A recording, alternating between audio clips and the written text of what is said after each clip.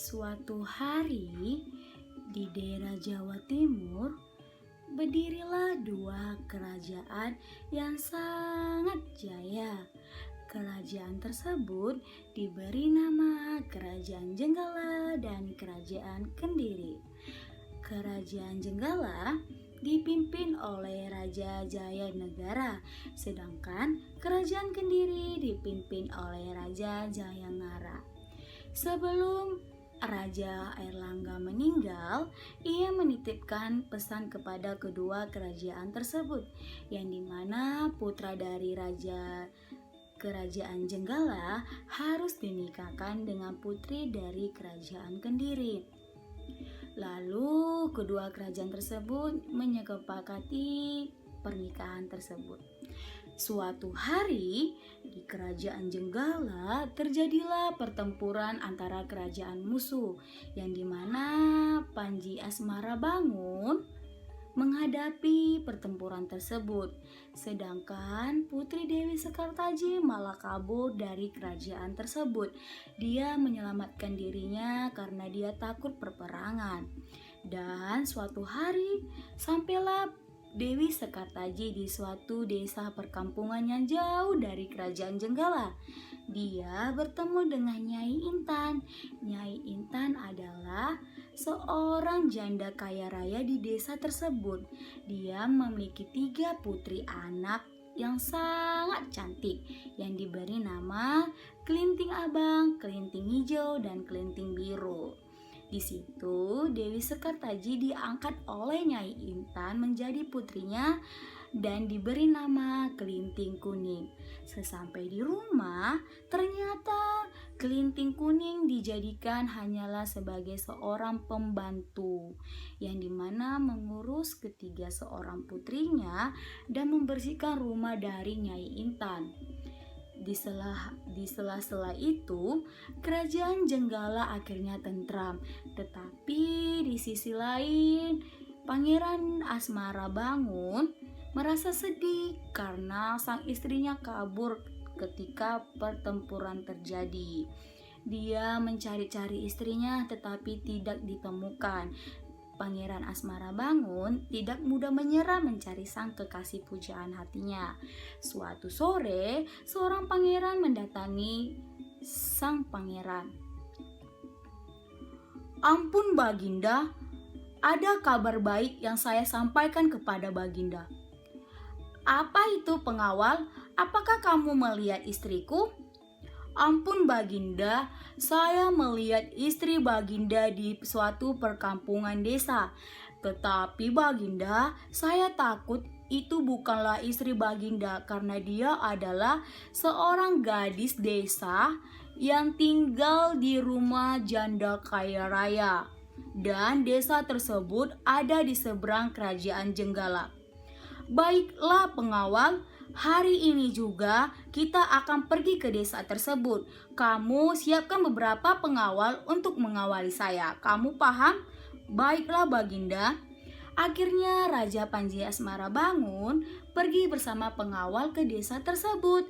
Tetapi di seberang desa tersebut, suatu hari Panji Asmarabangun bertemu dengan Mbok Randen. Mbok Randen adalah seorang janda di desa tersebut dan sudah lama ditinggal oleh suami. Akhirnya Panji Asmarabangun diangkat oleh Mbok Raden menjadi anaknya, dan di situ Mbok Raden memberi namanya menjadi Ande-Ande Lumut.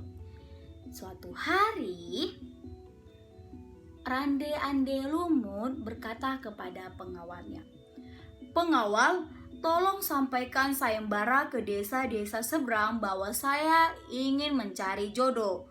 Kamu tolong sampaikan ke pelosok-pelosok manapun. Kamu mengerti?" "Baiklah Pangeran, saya akan menyampaikan kepada semua perkampungan desa bahwa ada seorang pangeran yang sangat tampan ingin mencari jodoh." "Baiklah, lakukan tugasmu." "Baik Pangeran." Akhirnya pengawal tersebut memberikan sayembara kepada semua desa bahwasanya Ande-Ande Lumut adalah nama pangeran tersebut ingin mencari seorang kekasih pujaan hatinya. Dan sayembara tersebut sampailah ke telinga kelinting hijau, kelinting abang, dan kelinting biru. Sampai ke kelinting kuning. Nah, di situ kelinting kuning pun berkata, "Asik, asik, akhirnya ada seorang pangeran dari desa seberang ingin mencari jodoh. Dan aku yakin ketika di antara kita terpilih, maka ibu akan sangat senang kepada kita." Lalu kelinting kuning berkata, "Iya tentu dong, pasti ibu sangat senang kepada kita, terutama ketika aku yang terpilih menjadi istri dari ande-ande lumut tersebut." "Ah, tidak akan mungkin kamu terpilih, aku yang akan lebih terpilih," kata kelinting biru. "Maaf, Putri, apakah saya bisa ikut sayembara tersebut? Saya juga ingin mengikuti sayembara tersebut," kata kelinting kuning. "Hahaha, kamu mau ikut sayembara tersebut? Pakaian aja kamu tidak punya yang cantik, apalagi mengikut sayembara seperti itu," kata kelinting abang. Akhirnya kelinting kuning pun menyadari bahwa apa yang dikatakan oleh kelinting abang sangatlah betul. Dia tidak mempunyai perhiasan, dia tidak memiliki pakaian baju yang baru. Bahkan dia menganggap bahwa tidak akan mungkin dia terpilih menjadi kekasihnya. Dia juga terpikir kepada suaminya Panji Asmarabangun, dia akan tetap setia kepadanya. Tetapi di sisi lain dia percaya bahwa itu adalah pangeran dari Asmarabangun. "Hei kelinting kuning, tolonglah kamu cuci baju kami saja. Kamu hanyalah seorang pembantu di rumah kami." Hahaha, kata kelinting hijau. Akhirnya kelinting kuning mengambil baju kotor dari ketiga putri tersebut dan pergilah ke sungai. Di sisi lain, Nyai Intan berkata, "Putri-putriku yang sangat cantik, ibu harap kalian harus berdandan secantik mungkin agar kalian terpilih menjadi istri dari ande-ande lumut di desa di seberang sana." "Iya dong bu, pasti aku yang akan terpilih." "Hahaha," kata kelinting abang. "Tidak mungkin kamu yang terpilih. Hanya orang yang muda lah yang akan terpilih oleh Panji Asmarabangun ande-ande lumut." Akhirnya mereka berdandan secantik mungkin. "Anak-anakku, ibu yakin di antara kalian pasti terpilih menjadi istri dari Raden Lumut tersebut. Dan kita akan pergi cepat. Kalian harus berdandan." Dan selesailah berdandan mereka, akhirnya mereka pergi ke seberang sungai. Tetapi mereka melihat di seberang sungai tersebut tidak ada sedikit pun perahu. Tiba-tiba datanglah makhluk besar. "Hahaha, kalian mau apa di sini?" "Ibu, lihat, itu makhluk apa?" kata kelinting hijau.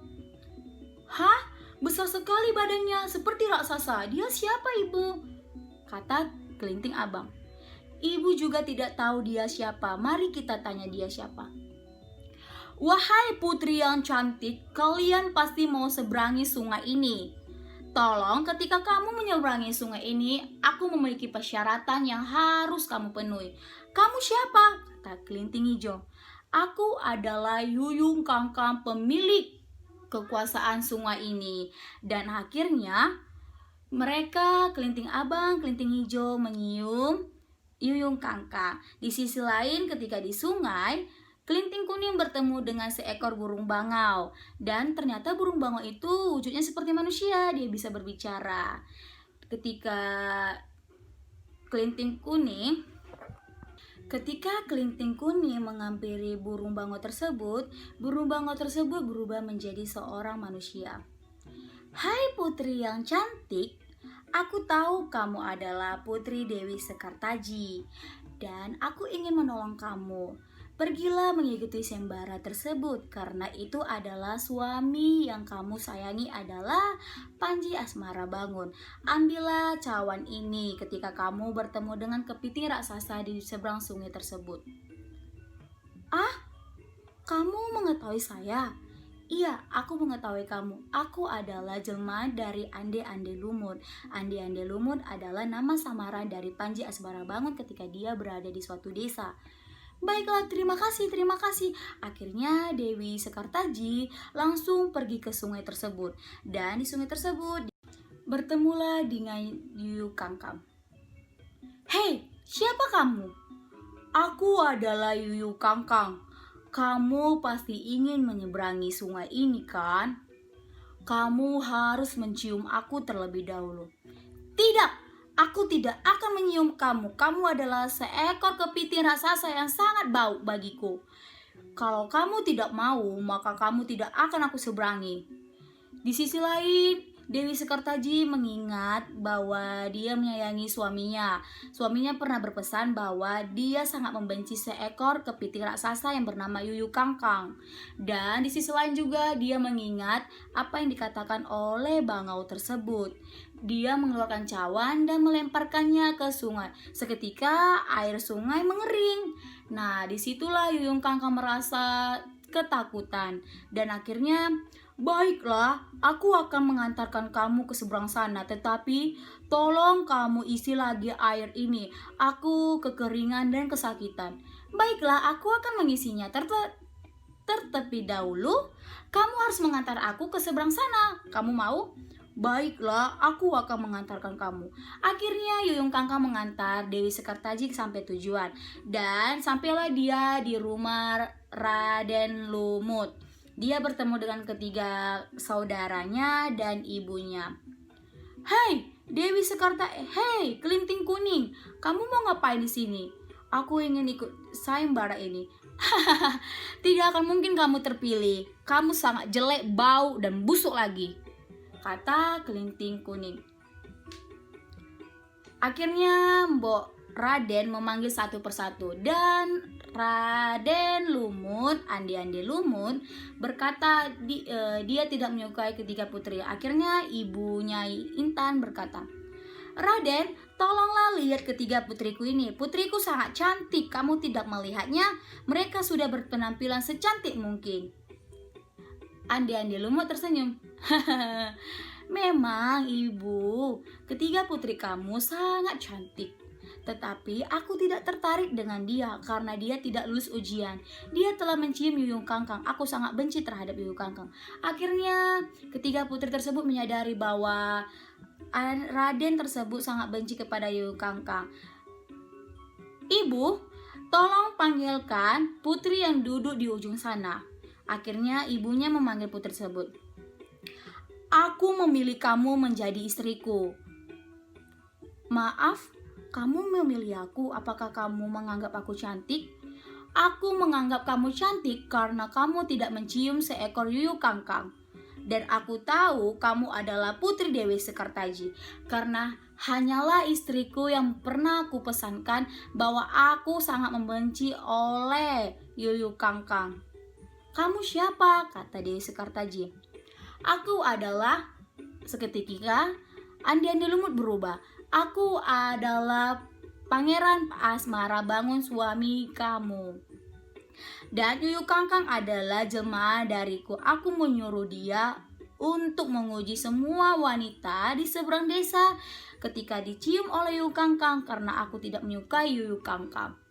Akhirnya Panji Asmara Bangun dan Dewi Sekartaji bertemu kembali.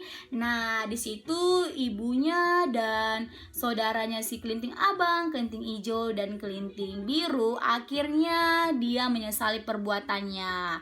Dan sebagai ucapan terima kasih, Mbok Raden diangkat menjadi ibu tirinya di kerajaan tersebut. Akhirnya mereka hidup bahagia dan seperti itulah kisah dari Andi Lumut. Baiklah, sekian hasil dari video saya. Terima kasih, matur nuwun.